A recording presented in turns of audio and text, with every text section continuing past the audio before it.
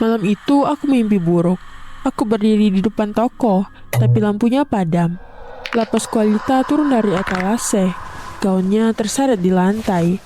Dia berjalan ke arahku dengan lambat, dan aku terbangun dengan keringat dingin. Sejak itu, Hai, ayah. Mana sih nih anak? Kok gelap di sini?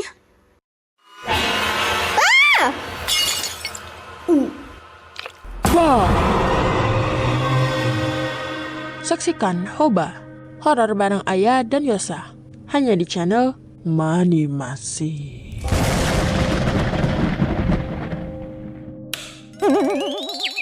Yosa!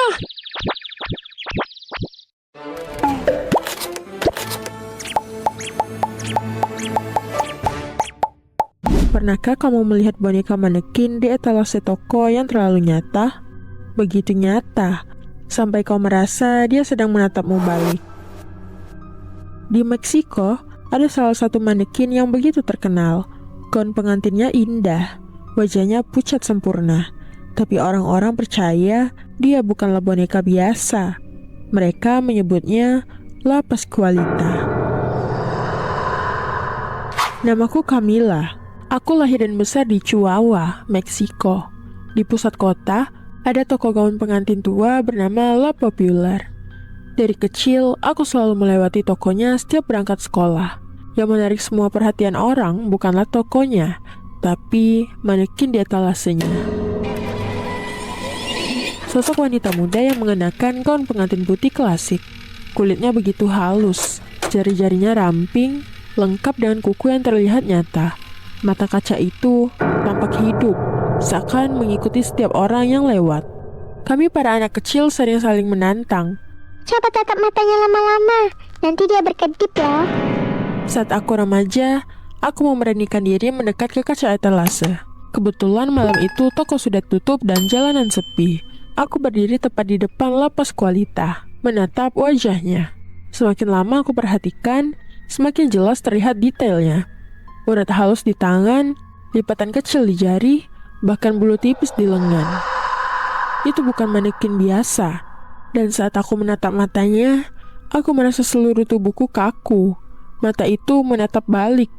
Sekilas, aku melihat kelopak matanya bergerak. Perlahan, seperti ingin berkedip. Aku langsung mundur, tubuhku gemetar. Di balik kaca, aku bersumpah, bibir pucat yang menyunggingkan senyum tipis. Malam itu aku mimpi buruk. Aku berdiri di depan toko, tapi lampunya padam. Lapas Kualita turun dari etalase. Gaunnya terseret di lantai. Dia berjalan ke arahku dengan lambat, dan aku terbangun dengan keringat dingin.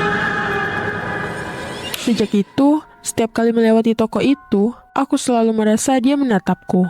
Legenda Lapas Kualita sudah ada sejak tahun 1930-an.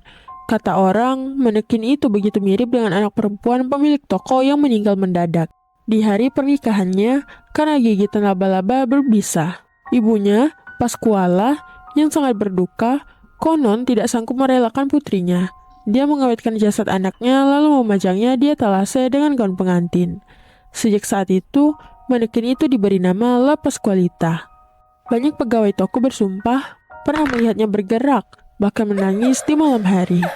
Ada juga calon pengantin yang percaya kalau memilih gaun dengan restu Pascualita, pernikahannya akan bahagia. Sampai sekarang, manekin itu masih berdiri di toko yang sama, dengan wajah cantik pucat, mata kosong yang terus menatap ke jalan. Jadi kalau kau suatu hari berkunjung ke Chihuahua dan melihat Lapas Kualita di balik kaca, jangan coba-coba terlalu lama menatap matanya, karena siapa tahu dia sedang menatapmu balik.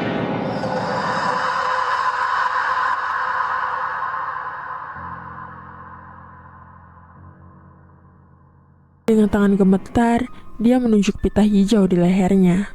Kau boleh melepasnya sekarang.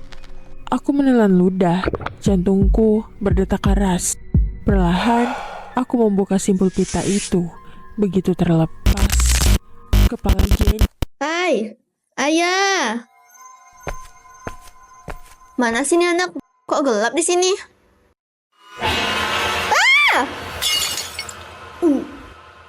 Wow!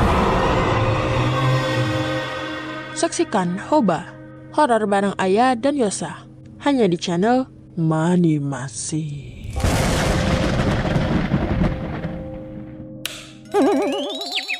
Yosa!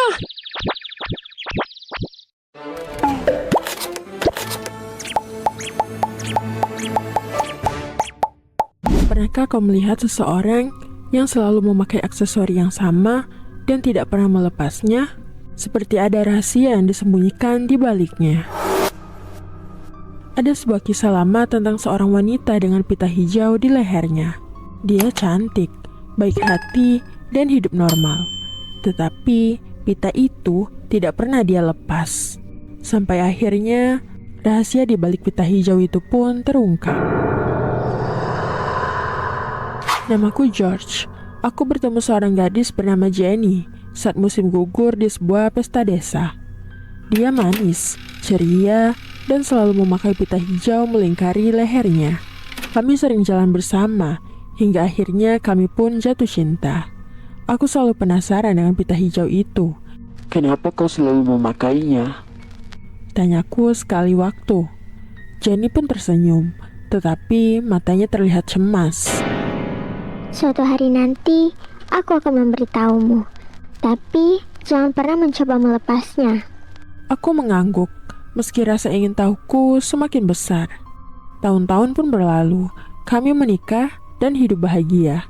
Jenny selalu memakai pita hijau itu, bahkan saat tidur, mandi, atau acara pernikahan kami. Orang-orang sering bertanya, tetapi jawabannya selalu sama. Suatu hari nanti, aku akan ceritakan.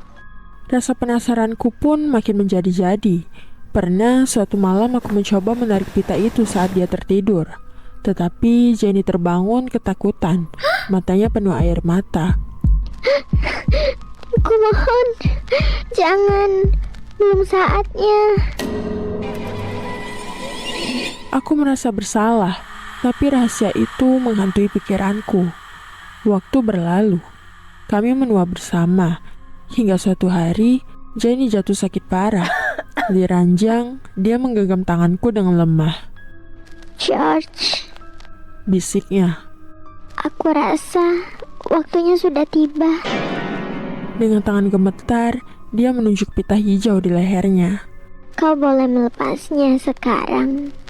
Aku menelan ludah, jantungku berdetak keras. Perlahan, aku membuka simpul pita itu.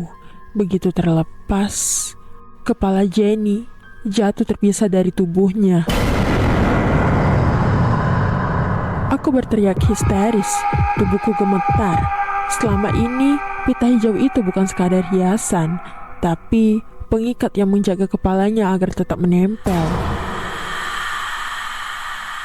Legenda The Green Ribbon ini sudah beredar ratusan tahun di Eropa dan Amerika. Ada banyak versi. Kadang tokonya bernama Jenny dan kadang juga berbeda.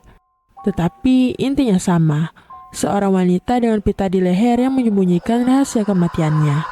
Ceritanya sering diceritakan sebagai dongeng menyeramkan untuk anak-anak. Tapi bagi sebagian orang, ini dianggap kisah nyata wanita yang mati dipenggal lalu dihidupkan dengan cara gaib. Jadi, kalau suatu hari kamu bertemu seseorang yang tidak pernah mau melepas pita di lehernya, jangan pernah coba membukanya, karena kau mungkin tidak akan siap melihat rahasia di baliknya.